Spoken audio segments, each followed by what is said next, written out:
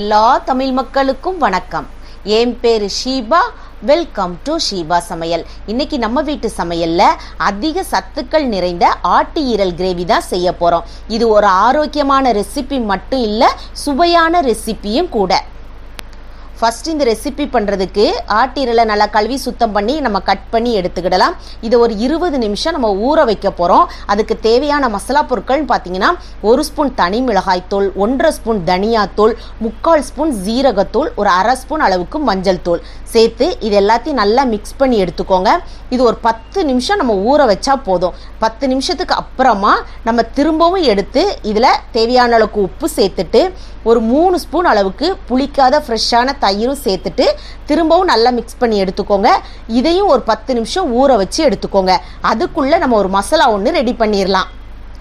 அதுக்கு ஒரு மிக்ஸி ஜாரில் ஒரு பல்லாரி சேர்த்துருக்கேன். நல்லா பெரிய சைஸில் இருக்கிற பல்லாரி சேர்த்துருக்கிறேன். ஒரு 5-6 பல் பூண்டும், அதே அளவுக்கு இஞ்சி துண்டும், ஒரு 2 பச்சை மிளகாவும் சேர்த்துருக்கிறேன். பச்சை மிளகாவுடைய காரம் வேண்டானா நீங்கள் ஒரு பச்சை மிளகா சேர்த்துக்கோங்க. இதை தண்ணி ஊற்ற வேண்டாம், அந்த வெங்காயத்தில் உள்ள தண்ணியே போதுமானதாக இருக்கும். இதை அரைச்சி எடுத்துக்கோங்க. இப்போ அடுத்ததாக ஒரு கடாய் சூடுபடுத்தி 3 ஸ்பூன் எண்ணெய் சேர்த்து 2 துண்டு பட்டை, 2 கிராம்பு, 2 ஏலக்காய், ஒரு 1/2 ஸ்பூன் அளவுக்கு மிளகு சேர்த்துக்கோங்க. இதை நல்லா பொரிய விட்டுடலாம். அந்த மிளகு வெடிக்கும், அதனால் பார்த்து நீங்கள் இதை பொரிய விட்டுக்கோங்க. அடுத்ததாக நம்ம அரைச்சி வச்சிருக்கிற அந்த இஞ்சி பூண்டு பச்சை மிளகாய் வெங்காய பேஸ்ட் இருக்குல்ல, அதை சேர்த்துக்கோங்க.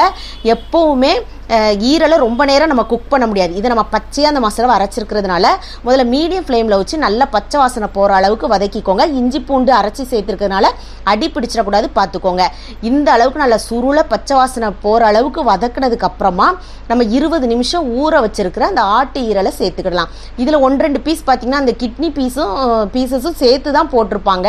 அதையும் நல்லா மிக்ஸ் பண்ணி எடுத்துக்கோங்க. எல்லாமே ஒரே டைமில் நம்மளுக்கு குக் ஆகி வந்துடும். ஆட்டு ஈரல் எப்போவுமே நம்ம ரொம்ப நேரம் குக் பண்ணக்கூடாதுங்கிறதுக்காக தான் அந்த மசாலாவும் முதலே நல்லா பச்சை வாசனை போகிற அளவுக்கு வதக்கியிருக்கோம். இப்போ இதை நல்லா வதக்கிட்டு ஒரு 2 நிமிஷம் வதக்கினதுக்கு அப்புறமா நம்ம இதில் ஒரு 1/2 ஸ்பூன் அளவுக்கு தனி மிளகாய்த்தூள் சேர்த்துக்கிடலாம். இப்போ மசாலாவுக்கு தேவையான உப்பு சேர்த்துக்கோங்க. ஏற்கனவே நம்ம ஈரலில் உப்பு சேர்த்து தான் மிக்ஸ் பண்ணி வச்சுருக்கிறோம். உப்பை பார்த்து பக்குவமாக சேர்த்து நல்லா இதை கலந்து விட்டுக்கோங்க. காரம் மட்டும் உங்களுக்கு தகுந்ததுபடி நீங்கள் கூட்டி குறைச்சி ஒவ்வொரு இடத்துலையும் சேர்த்துக்கோங்க. இப்போ இதை நல்லா மிக்ஸ் பண்ணி எடுத்தாச்சு. இப்போ தண்ணி சேர்க்காதீங்க. முதல்ல மூடி போட்டு மீடியம் ஃப்ளேமில் ஒரு 3 நிமிஷம் குக் பண்ணி எடுத்துக்கிடலாம். இப்போ பாருங்கள் 3 நிமிஷம் ஆயிருக்கு.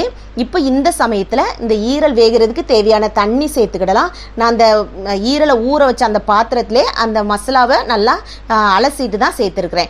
இப்போ நல்லா இதை மிக்ஸ் பண்ணி எடுத்துக்கோங்க. உப்பு காரம்லாம் கரெக்டாக இருக்கான்னு செக் பண்ணி பார்த்துட்டு மூடி போட்டு கொஞ்சம் ஹை ஃப்ளேமில் முதல்ல வச்சுக்கோங்க. அதாவது ரொம்ப ஹை ஃப்ளேமில் இல்லை, மீடியம் ஃப்ளேமுக்கு கொஞ்சம் அதிகமாக வச்சு ஒரு 5 நிமிஷம் கழித்து பார்த்தோன்னா இந்த அளவுக்கு நல்லா குக்காகி வந்திருக்கும். அதுக்கப்புறமா ஒரு 1/2 ஸ்பூன் அளவுக்கு, அப்படி இல்லைன்னா ஒரு 3/4 ஸ்பூன் அளவுக்கு கரம் மசாலா சேர்த்துக்கோங்க.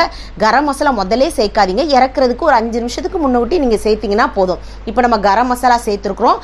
இப்போ நல்லா ஒரு அட்டை கலந்து விட்டுட்டு திரும்பவும் ஒரு 3-4 நிமிஷம் இதை குக் பண்ணி எடுத்துக்கிடலாம். இப்போ பாருங்கள் நல்லா சூப்பராக எண்ணெய் பிரிஞ்சு வந்திருக்கு. இப்போ இந்த சமயத்தில் கொஞ்சோண்டு கசூரி மேத்தி இருந்தால் சேர்த்துக்கோங்க. இது வேறு ஒன்றும் இல்லை, எல்லா டிபார்ட்மெண்ட் ஸ்டோர்லையுமே கிடைக்கும். இது காய்ந்த வெந்தயக்கீரை தான். இது ரொம்பவே மணமாக இருக்கும். இது நிறைய ரெசிபிக்கு நீங்கள் யூஸ் பண்ணலாம். இது ரொம்ப விலையும் கிடையாது. இது இருந்துச்சுன்னா சேர்த்துக்கோங்க. அப்படி இல்லைன்னா இறக்கப்புற சமயத்தில் நம்ம கொஞ்சம் கொத்தமல்லி தலையோடு சேர்த்துக்கிடலாம். நல்லா கமன் சூப்பராக ஈரல் ரெடி ஆகிட்டு வருது.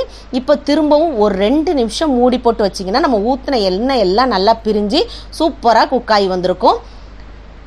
இப்போ பாருங்கள் ஒரு 2 நிமிஷத்தில் இந்த அளவுக்கு நல்லா சூப்பராக குக்காகி வந்திருக்கு.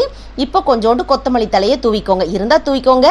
இதுவே நம்மளுக்கு நல்ல மனமாக இருக்கும். நிறைய பேர் ஆட்டீரல் அதில் ஒரு மாதிரி ஸ்மெல் வரும்னு சாப்பிட மாட்டாங்க. ஆனால் இதை மாதிரி செஞ்சு கொடுத்து பாருங்கள், எல்லாருமே விரும்பி சாப்பிடுவாங்க. இது இட்லி, தோசை, சப்பாத்தி, சாதம்னு எல்லாத்துக்குமே அட்டகாசமாக இருக்கும். கண்டிப்பாக உங்கள் வீட்டில் ஆட்டீரல் இதே மாதிரி செஞ்சு பாருங்கள். செஞ்சு பார்த்து உங்கள் ஃபீட்பேக்கை கமெண்ட் பாக்ஸில் சொல்லுங்கள். வீடியோ பிடிச்சிருந்தால் லைக் பட்டனில் தம்ஸ் அப் கொடுத்துருங்க.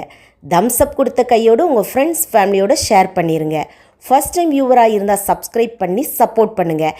நான் இன்னொரு வீடியோவில் இன்னொரு வித்தியாசமான சுவையான மனமான ரெசிபியோடு நான் உங்களை சந்திக்கிறேன். அது வரைக்கும் டாடா பபாய்.